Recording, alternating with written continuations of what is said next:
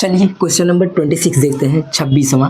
इसको करने के लिए क्या करना होता है, ध्यान समझिए। बोला है कि tan a बराबर 1 और tan b बराबर करनी में 3 √3। बोला है तो cos a into cos b minus sin a sin b, इसका वैल्यू आपको बताना है, इसका मान बताना है क्या होगा। तो इसमें क्या करना होता है ना, आपको एक बार ए वाले से, मतलब कि इसमें दो कोण दिया है, कोण ए और कोण बी, इसको कोण बोलते हैं, ठीक है। तो tan ए में लंब और आधार और कर्ण, मतलब कि आपको एक बार ए वाले से लंब कर्ण आधार पता होना चाहिए और एक बार आपको बी वाले से लंब कर्ण और आधार पता होना चाहिए। इसके हिसाब से तब हम उसमें उसका मान रख सकते हैं, ठीक है। चलिए तो सबसे पहले हम लोग tan ए लेते हैं, ठीक। चलिए देखते हैं, लिखेंगे tan ए बराबर 1 और हम लोग जानते हैं 1 को हम लोग 1/1 भी लिख सकते हैं, ठीक। किसी के भी नीचे हम 1 लिख सकते हैं। इससे हमको क्या पता चल जाएगा कि ये होता है लंब, ये होता है क्या, आधार। तो हमको दो बातें पता चली, क्या क्या पता चला कि इसका लंब 1 होगा और इसका आधार भी 1 होगा। तो लिख लीजिए उस बात को, एल बराबर लिखेंगे 1 और ए बराबर भी लिख लेंगे 1। आपको क्या निकालना पड़ेगा, इसमें के निकालना पड़ेगा, ठीक है। के का वैल्यू आपको निकालना पड़ेगा, फाइंड करना पड़ेगा। तो हम लोग जानते हैं कि के स्क्वायर बराबर एल स्क्वायर प्लस ए स्क्वायर, ये होता ही है, ठीक। इसी में बस हम मानों को रखेंगे, जैसे हम लोगों ने दूसरा तीसरा पिछले का मतलब जो 24वां 25वां करा है, उसी तरह से ये वाला तो आपको हर सवाल में यही करना है, चेंज कुछ नहीं करना है। तो के का मान कितना है, कुछ नहीं पता है, के तो निकालना ही है। एल का मान कितना है, 1, 1 का स्क्वायर कर दीजिए। ए का मान कितना है, 1, 1 का स्क्वायर कर दीजिए। और हम लोग जानते हैं 1 का स्क्वायर 1 1 2 हो जाएगा और ये स्क्वायर क्या बन जाएगा इधर, करनी, ठीक। तो के का वैल्यू आपको मिल जाएगा √2। अब आपको ए के हिसाब से के का मान मिल गया। अब आगे बढ़िए, अब एक बार tan b वाला पकड़ लीजिए। तो लिखेंगे पुनः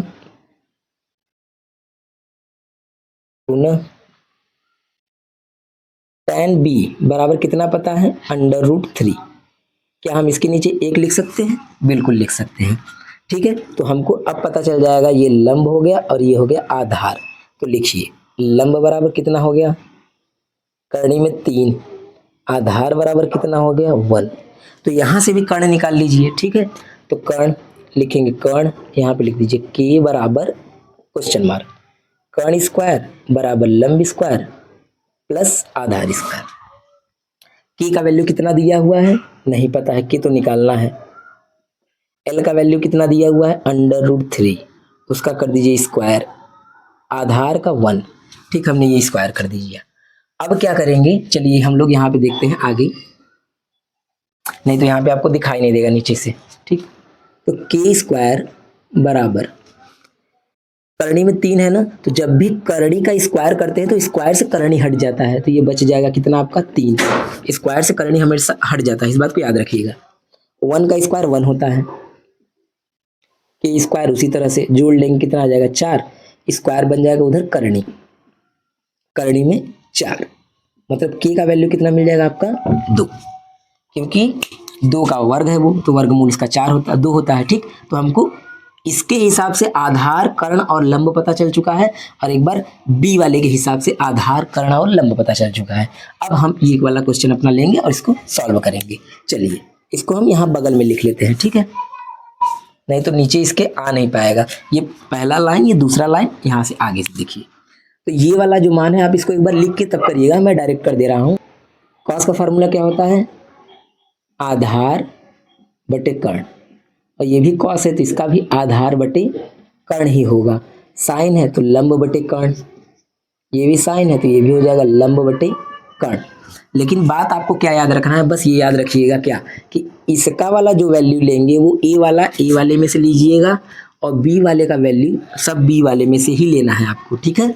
चलिए तो ए और के बताइए, इसमें ए क्या है 1 और के क्या है करनी में 2, तो हम लिख देंगे 1 बटे करनी में 2 इंटू, अब इसका ये बी वाला है तो बी वाले में से सब ले लीजिएगा।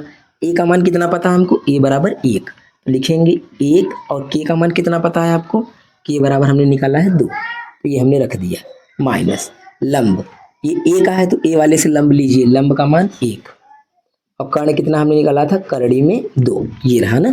इसके बाद इसमें आइए, ये बी का है तो बी वाले में से लीजिएगा, ठीक है। तो लंब कितना है, बी वाले का लंब है आपका करड़ी में 3 और के का मान कितना हमने निकाला है 2, ये हमने सारे मानों को बहुत ही आसानी से रख दिया। अब देखिए, अब बस इसका गुणा करना है। गुणा कैसे होता है? देखिए, सीधा सीधा गुणा होता है। बहुत बच्चे क्या करते हैं, ऐसे गुणा करने लगते हैं। गुणा हमेशा सीधा सीधा होता है। ऊपर वाले का ऊपर में गुणा कर दीजिए, अंश का अंश में गुणा कर दीजिए, एक आ जाएगा, और हर का हर में गुणा कर दीजिए। इसका जब गुणा करते हैं तो इसका गुणा नहीं होता है। क्यों? क्योंकि एक करनी है और एक करनी के बाहर है, तो ये दोनों बस ऐसे ही साथ में सटा करके लिख दिए जाते हैं। इसका गुणा 1 में करेंगे तो वही आ जाएगा, करड़ी में 3, और इसका गुणा करेंगे तो ये आ जाएगा 2, करड़ी में 2, जैसा कि यहाँ पे आया था। ठीक, ये हो गया। अब आगे देखिए, इतना क्लियर है? ठीक, चलिए अब देखिए, नीचे का दोनों सेम है। जब भी नीचे का सेम होता है तो हम बताए थे एक लिख लीजिए, एक हमने लिख लिया। अगर आपको एलसीएम वाला तरीका आता है तो वो भी अच्छी बात है, लेकिन जरूरी नहीं कि हमें यहाँ एलसीएम देखिए। नीचे का जब भी सेम होता है तो एक लिख लिया करिए, और ऊपर का वैसे ही उतार दीजिए। क्यों? क्योंकि इसमें से ये घटेगा नहीं, अगर घटता तो मैं घटा देता। ठीक है, तो यही आ गया हमारा इसका आंसर। क्लियर? बहुत ही अच्छा प्रश्न था, लिख लीजिए। ये प्रश्न थोड़ा सबसे अलग है, क्योंकि ना इसमें आपको न तो लंब से मतलब है, न तो कर्ण से मतलब है, न ही आधार से मतलब है। इसको करने के लिए आपको क्या करना पड़ेगा? देखिए, यहाँ पे क्या है, स्क्वायर स्क्वायर है ना, स्क्वायर दोनों पे दिख रहा है। ठीक, और यहाँ पे स्क्वायर नहीं है, तो या इसका मान दिया है आपको 2, इसका वैल्यू 2 दिया है। तो हम या तो इसको हल करके सीधा ये ला दें, या एक तरीका, मैं आपको इसके 2 तरीके बताऊंगा। पहला तरीका बताऊंगा कि डायरेक्ट इससे कैसे ये ला देंगे, और दूसरा तरीका बताऊंगा कि फार्मूले पर रख के इसको कैसे लाते हैं ना। तो पहले हम लोग डायरेक्ट वाला देखते हैं कि इसको हल करके ये कैसे ला सकते हैं। ठीक है, चलिए देखते हैं। तो इसको लिख लीजिए, सबसे पहले जो दिया है इसी को मान लीजिए हमने लिख लिया। अब क्या करेंगे, आप दिमाग लगाइए, यहाँ पे स्क्वायर है, यहाँ पे भी क्या है, स्क्वायर है। तो ऐसा हम इसमें क्या कर सकते हैं कि यहाँ पे स्क्वायर आ जाए।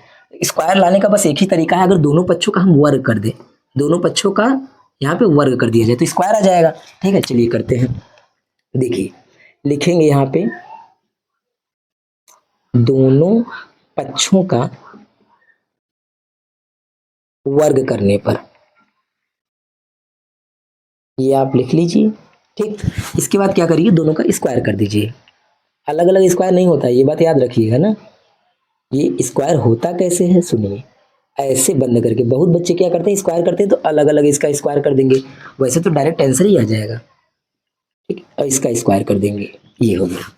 जब इसका स्क्वायर हमने किया तो आप देख सकते हैं ये ए हो गया, ये बी हो गया, ए प्लस बी का होल स्क्वायर।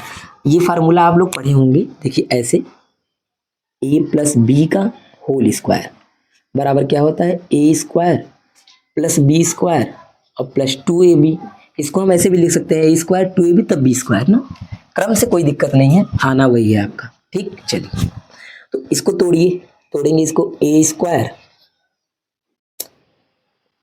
ठीक, सूत्र में तोड़ रहे हैं हम, फिर इसको करेंगे तो ये हो जाएगा, सूत्र में खोल रहे हैं, ये हो जाएगा बी स्क्वायर, और फिर आएगा 2। देखिए, ए स्क्वायर बी स्क्वायर फिर प्लस 2ab, तो 2 का 2 हो गया। ए की जगह पर हमारा tan है, लिखेंगे ए, और बी की जगह पे कॉट है। ठीक, और बराबर जब इसका स्क्वायर करेंगे कितना आ जाएगा, 4।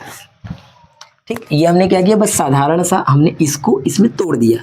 ठीक, a square b square plus 2ab में हमने तोड़ दिया, और बराबर ये 4 हो गया। क्लियर? अब आगे बढ़ते हैं। देखिए, आपको इसको कुछ भी नहीं करना है, क्यों? क्योंकि यही तो हमको लाना था, और ये हमारा आ चुका है, तो इसको वैसे ही लिख लीजिए। लिखेंगे tan square theta plus cot square theta plus 2। अब आपको यहाँ पे एक सूत्र का और जरूरत पड़ेगा, एक फार्मूले का जरूरत पड़ेगा, ध्यान से समझिएगा। बस ये छोटा सा फार्मूला है, लिखेंगे चूंकि ये tan और जो कॉट लिखा हुआ है ना, ये कॉट का एक फार्मूला होता है, कॉट बराबर 1/tan होता है। ठीक, ये फार्मूला अभी आपको आगे मतलब एक्सरसाइज में आने वाला है, ये पहले ही दे दिया है तो बताना पड़ रहा है, नहीं तो अभी लिखवा देते इसको। ठीक, तो लिखवाए नहीं, अभी भी लिखवा देंगे इसको। कॉट थीटा बराबर 1/tan होता है, ये विलोम वाला फार्मूला होता है, तो tan को वैसे ही लिख लीजिए जैसे ये वाला tan थीटा है, और कॉट की जगह पे हम लोग क्या कर देंगे, 1/tan, कॉट की जगह पे 1/tan, और बराबर जो 4 था वैसे ही है। अब देखिए, इससे होगा क्या, tan से tan कट जाएगा आपका। अगर tan से tan कट गया तो समस्या आपकी हट गई। क्या? देखिए, tan square theta plus cot square theta plus 2 का गुणा जब 1 में करेंगे तो केवल 2 आएगा, और बराबर क्या बचेगा, 4। 2 को भेज दीजिए उस साइड में, तो ये हो जाएगा tan square theta plus cot square theta, 2 जब उधर जाएगा तो क्या हो जाएगा -2। अब इसको कर दीजिए माइनस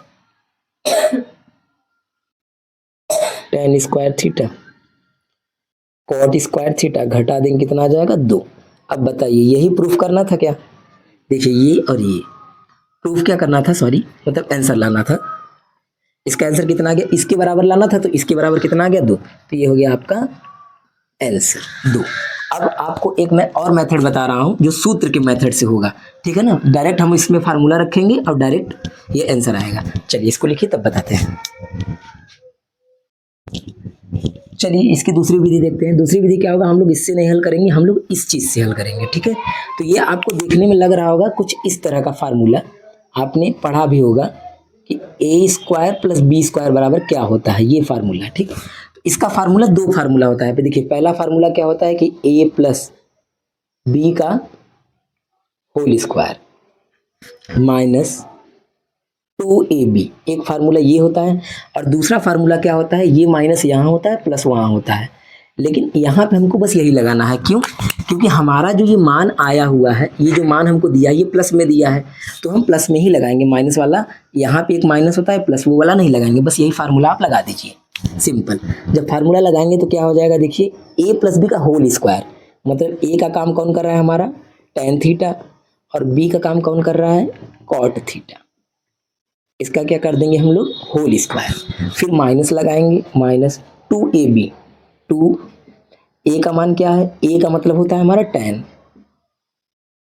tan थीटा, और बी का मतलब क्या होता है cot, ये है ये बी है cot थीटा, ठीक। ये हो गया, मतलब बिल्कुल हमने ऐसा था, ये फार्मूले पे हमने इसको ब्रेक कर दिया, तोड़ दिया, खोल दिया, ठीक। अब इसके बाद हम लोग क्या करेंगे, देखिए ये पूरा वैल्यू देखेंगे आप, यहाँ पे 2 दिया हुआ है क्या, इसका पूरा वैल्यू, तो इसकी जगह पे हम लोग 2 लिख सकते हैं। तो यहाँ पे लिख दीजिए 2 का स्क्वायर लिख सकते हैं, ठीक। आगे -2 इंटू, अभी हमने आपको बताया था कि tan थीटा, तो मान लीजिए ये वैसे ही रहेगा, हम cot को लिख सकते हैं 1/tan थीटा, ठीक, क्योंकि इसका फार्मूला होता है 1/tan थीटा। ये लीजिए हम लिख भी दे रहे हैं, cot थीटा बराबर 1/tan थीटा, ये फार्मूला होता है। तो tan से tan क्या हो जाएगा, कट जाएगा। अच्छा जी, इसका स्क्वायर करेंगे कितना आएगा 4, यहाँ पे 2 का इंटू करिए 1 में तो 2 आ जाएगा, इसको माइनस कर दीजिए 2, तो उसका भी वैल्यू 2 आया था, इसका भी वैल्यू 2 आ रहा है, जो आपको आसान लगे, ठीक है, जो आपको आसान लगे वैसे आप कर लीजिएगा। Thank you. अगर वीडियो अच्छा लगा हो तो वीडियो को लाइक करके चैनल को जरूर से जरूर सब्सक्राइब कर दीजिएगा। धन्यवाद।